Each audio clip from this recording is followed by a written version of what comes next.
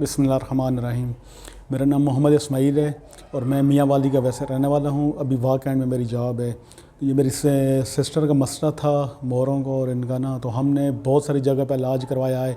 सबसे स्पेशली हमने लाहौर से इलाज करवाया है, जावेद मिर्ज़ा साहब से, और वाक़ एंड में 4-5 डॉक्टरों से हमने इलाज कराया, लेकिन उससे कोई फ़र्क नहीं पड़ा। मतलब 2 से 3 दिन फ़र्क रहता था, उसके अलावा फिर वही तकलीफ़ शुरू हो जाती थी।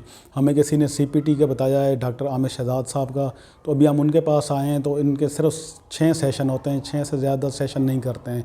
तो उसमें अभी तकरीबन 70 से 80% फ़र्क पड़ गया है। और इसके बाद इन्होंने एक्सरसाइज़ें बताई हैं 3 महीने की, और इंशाल्लाह उसमें बहुत ज़्यादा बेहतरीन हमें महसूस हो रही है। और इंशाल्लाह इनका मतलब जो मरीज़ जो टीके इंजेक्शन या उसमें जाते हैं पेन किलर में, उसमें जाने की बजाय आप बेहतर है कि आप इधर CPT से इलाज कराएं।